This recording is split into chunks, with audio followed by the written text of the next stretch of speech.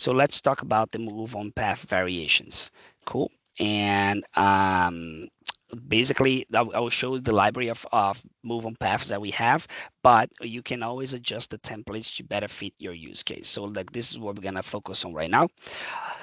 And okay, so let me exit this, and then I will open over here. This is just a scenario that I created with all these move on path templates that we have over here at the bottom, right? So these are all the ones that you can see. So move on path, walking man, woman, the stroller, two paths in reverse, but playing in a loop, two paths in reverse, playing in a one shot, and then one path and stop with a milestone trigger. Okay, so let's go ahead and see that. So the first one is basically a move on path, right? So you're gonna apply that template, and what you're gonna see is gonna be something like this. So the first thing that you need to do when you apply the template to an existing object, if it's something that you're adding to an existing object, you're gonna see that this is gonna be disconnected, and this won't have like any number in here, right? So what we're gonna do is that we need to reconnect the main object, and then you're gonna select the object that you want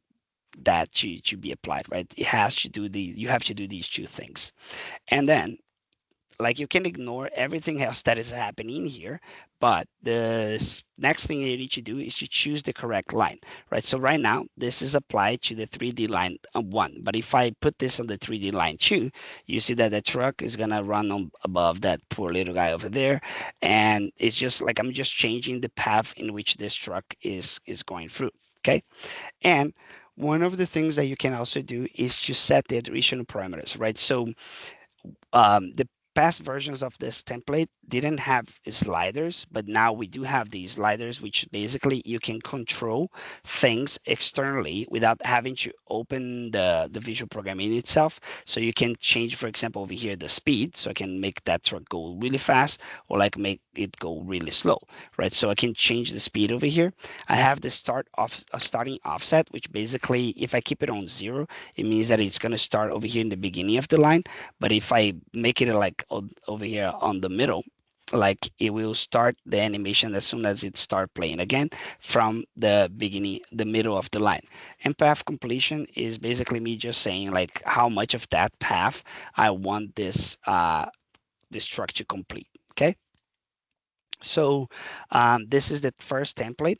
The second template is this like walking mail over here. So if I delete this guy and I apply that template again and bring it here to my site, I want to show you what is the initial aspect of this guy. So if I put him to walk on the second line over here, you're gonna notice that like he is sliding through it, right? So we're gonna fix this natively in the platform, but for now you have to adjust what is the speed that this guy is walking compared to the movement of the legs, so you won't look like he's ice skating, right? So if you go over here and edit and go and you open the speed factor, you can reduce this. So like now the speed of this guy is a little bit more accurate compared to the movements of his legs.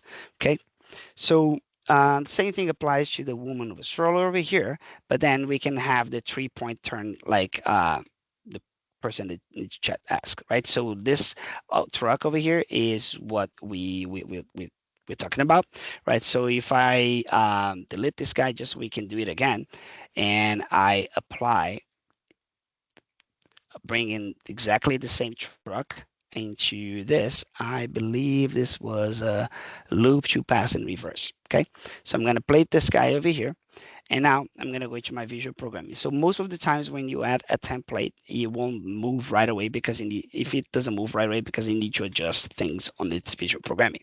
So if I go over here in the edit function, now I'm going to see a movement template that is different than what we had before, right? So the previous template had like those squares with different colors, but this is basically the same thing, but organized in a different way. So for us to understand how this template works, we can like take a look over here a little bit more. So we have our looping action over here. We have a trigger for the looping action. And then you can see that like there is the same kind of like configuration of nodes over here, and there is like the exact same configuration over here in the bottom, right? So value transition, get scene curves, and set object values. So basically what this is doing is we have over here on the top, we have the first movement that this object is gonna do. So it's gonna go and have a like a value transition for the position it, and is using the line 1, right? So if I go over here and apply this to line 3 or 4, I believe this is line 4, I can click on the button over here to make it start moving. And then it's going to go to somewhere else because the second part of that movement, which is this part over here in the bottom, it is connected to line 2. But I'm going to adjust this to go to line 5, which is this one over here in the bottom. Okay. So what I'm seeing over here is that there is a part of the movement going on, and then when it reaches on the end, it starts playing the second part of the movement, and then it goes into the loop and then starts again, right? So the loop action over here is important to understand where are your triggers, right? So when you look at the output of the loop, usually it goes into the first part of like your movement, and then what you can identify as the input is the last part of the movement, right? So this last part over here. So if I want to adjust this, what can I do, right? So this is making it go over here and then go back in reverse. So let's learn now how to adjust templates to make it like fit your use case. Let's say that I want to make this object stop over here for a couple seconds and then reverse, right? So I will delete this connection between the finished and then the trigger of the next one. So if I delete it, I will now put in a delay to have like whenever this is finished, it will trigger the delay. And then when this is finished, it will trigger the next one. And then now I can go in and put in like, I don't know, 2 seconds over here. So if I start my animation again, it will do the same thing that I was doing before, but now there is a delay over there of 2 seconds. Then it goes back to the other path.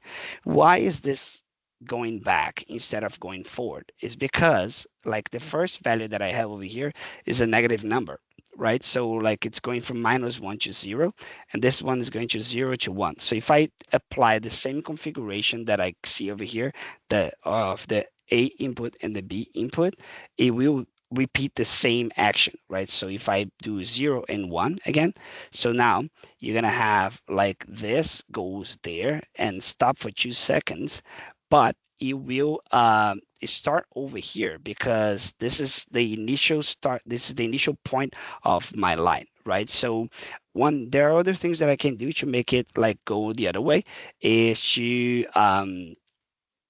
invert this value, or I can invert the way that I created my line. I can start creating my line from the other end and then bring over here, right? So there are a couple ways that you can adjust this. Cool. So this is one of the things that you can do with our templates to adjust them. But let's go ahead and see this other one over here. So this one is not playing in a loop, right? So if I go and edit this, you can see that there is a click me button over here to have it start. But if I play it once, it will go complete the action, but it won't give me it won't keep things in a loop because like I didn't create a loop. So it plays once, right? So this, you can use it in different ways to play once, but the trigger right now is connected to the click me button. So every time that I want this simulation to play, even if I'm in the presentation mode, recording a video, I will need to click on the click me button to start everything. So let's say that you want to attach this to a milestone, right? So I will I will adjust now this function, but like you can see that this other object over here, it has already like a trigger for my milestone change, right? So this trigger over here, milestone change, is very unique, and we're gonna improve this with like for you to select which milestone you want it to be the trigger. But for now, a milestone change trigger is whatever milestone. So if I move this, now this object over here was gonna move, right? So it's gonna play all the way to the end and then stop. But if I go back on my milestone, it will trigger again. So the trigger is a milestone change, right? So if I want to apply this to this object, I can go over here and edit, and then I will remove the button, right? And then I can go ahead and put in a milestone trigger over here.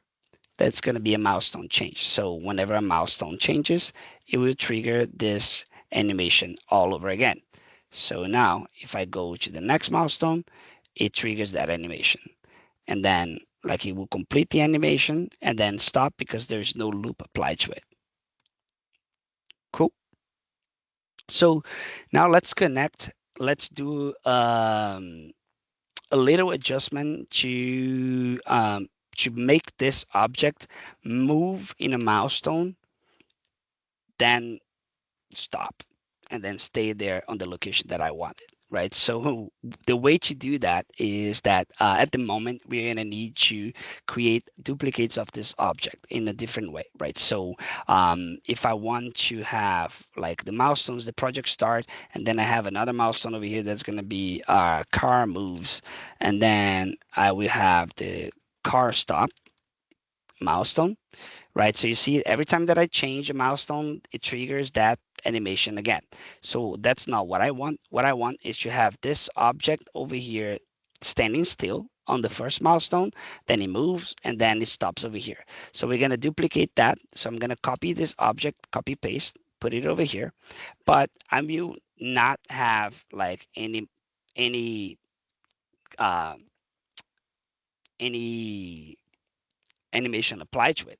So I'm going to have this object over here in the beginning, right? So let's put this object over there in the beginning, and we will have that object, this one that is the car like parked on the first location. I'm going to interrupt this object on the first milestone.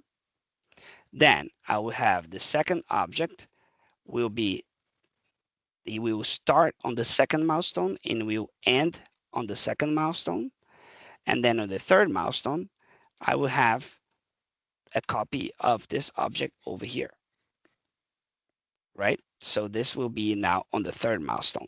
So that way I can have an animation that shows the object stopped, and then I can move it, like go to the next milestone. So it triggers the animation and then have that car stop. And now I'm going to go forward and then, whoops, this one over here, the yeah, I didn't remove the animation for this one, sorry. So I will have this one over here, and then this will be stopped in that location. So if I highlight all of these resources over here on my vehicles or generic vehicles, you see that there are three different cars. If I go to the second milestone, there are three different cars. The first one that is stopped and is connected just to the first milestone. The second one that is the movement one, the guy that is moving over here. And the third one that is the car that is stopped on the last milestone. Cool. So this is a way for you to adjust and create that kind of like animation applied to a specific milestone. It depends on the type of animation that you want to do, right? So like if you want them, the trigger to happen in specific milestones, then you need to do what I mentioned right now. You make that object interrupt and start within the milestone that you wanted to trigger.